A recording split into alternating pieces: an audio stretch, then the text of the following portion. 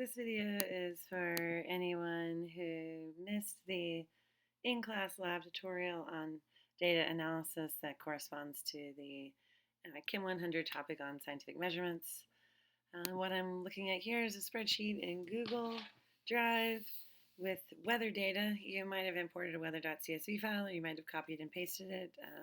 What we have here is date, air temperature minimum in Celsius, max Celsius, new snow centimeters, total snow in centimeters, snowpack depth in centimeters, season, which is broken down into winter before March 1st and after, and winter and spring after March 1st. Then I've also created some new variables. If you double click any of these cells, it will show you this equation that I've written here, which is to convert from Celsius to Fahrenheit, we multiply B2, which is our Celsius minimum, by 1.8, and then we add 32. Multiplication, we use the star, which you can hit Shift 8 to use. We hit enter, and usually it'll offer you to suggest to fill down by checking the box and do that. Do the same for temperature max. And for total feed, again, if you double click the cell, you can type in enter. Click the cell that you want to multiply by to create using a conversion factor. So here we have centimeters in E2, so season total snow in centimeters is in E2. We divide that by 2.54 to get to inches, and then we divide that by 12 to get to feet. Hit enter to complete the math, and then fill down. Do the same thing for depth. I'm going to do this for this tutorial here so that things make sense for your assignment. You're asked to do this in scientific, in SI units, so for Kelvin and meters, so your graphs will look different than mine. But awesome. Okay, so one of the first things we can do is make a line graph. You can select multiple, I like to select all the columns that you want information on the chart. Let's have our x-axis be the date, and the y-axis is going to be temperature, and we're going to plot both minimum and maximum. You can hover over this button here, Insert Chart. You can also go to your menu bar and click Insert, and then scroll down and find Chart. Those are the two different ways to get to a chart. And the first one is the default is typically a line chart. And here we can see the max is colored red, the min is colored blue nicely, and this is a lovely plot of our weather. One way that you can change this quickly to go back and forth between different units of measurement, let's say we don't want to plot Fahrenheit, we do want to plot that Celsius. I can click one of these series and then hover over the square and select the data range by clicking minimum in Celsius and saying OK. And I can click max, click the square box, click Celsius max, click OK. And now I've changed this graph here. So now our y-axis is temperature. It's still temperature, but now it's Celsius. And this kind of the way we see one reason why using Celsius is can be a little awkward is because of this negative scale.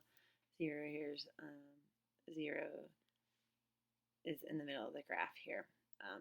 But it is, and so this is one reason why this is not the scientific, the SI unit, because this negative factor can cause some issues. So for your assignment, you'll convert these to Kelvin and make a nice plot. To customize the plot, you click Customize, add a chart title. We can click the drop down menu for vertical title. Let's call it temperature Celsius. And now our title appears. And then we can also add, what I would like you to add is a subtitle. And so your goal is to add a graph interpretation. So a summary of this graph. What is the relationship that you see here? Are there any correlations? What is and that correspond to the learning objective outlined in your assignment. To make a scatter plot, let's look at, we can look at any of these graphs. We can start a new one, or we can simply edit this one by double clicking somewhere on the graph, and we'll go to Setup.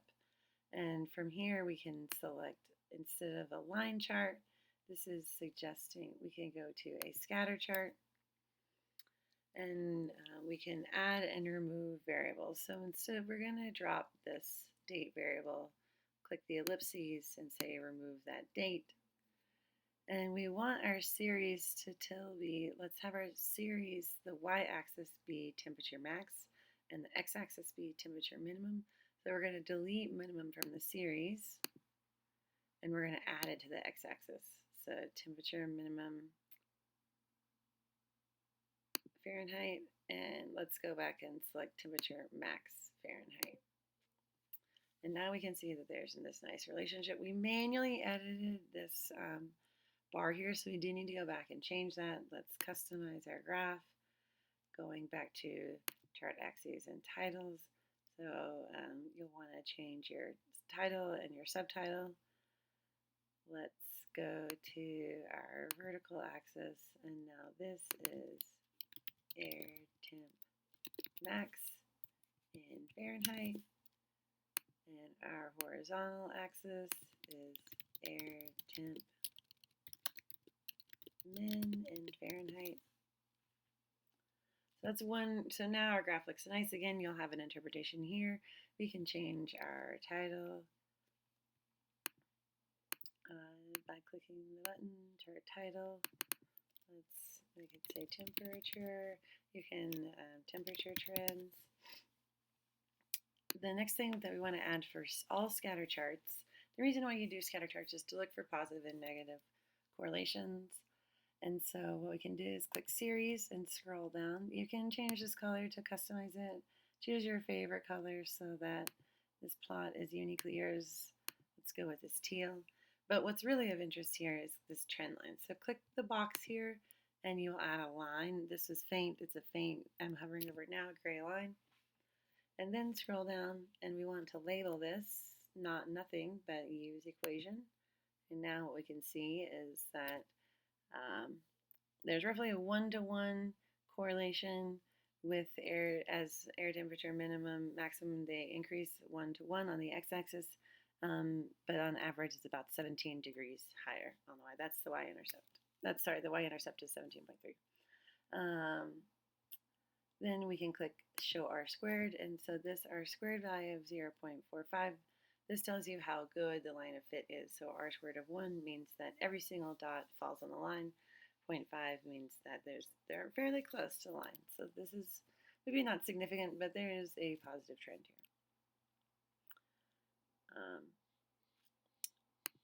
Again, one thing you can do is we can look at other variables. You can click anywhere in the plot, go back to setup, and we can change what's on the x and y axis. So let's say we want to look at if there's any relationships. And let's keep that one. Let's start a new one. You can edit it, but we can also just start a new one. Let's select these two. Depth and total feet. I'll have our insert chart. And it again suggests a line. This is kind of nice. It shows us that the depth increases and then decreases. The total increases over time, never goes out because this is simply at a summative feature. So this is probably that, it's right in the middle of our data set. This is this March 1st data. We can change this though to a scatter chart, and you can see that there's this positive trend in the beginning, there's a negative trend in the end. Those two kind of cancel each other out. So if you were to customize, click series, and add a trend line, it wouldn't really fit that data point. So sometimes it doesn't really make sense. Sometimes these relationships don't show up. So instead of using a scatter chart, what might be useful is to create a bubble chart.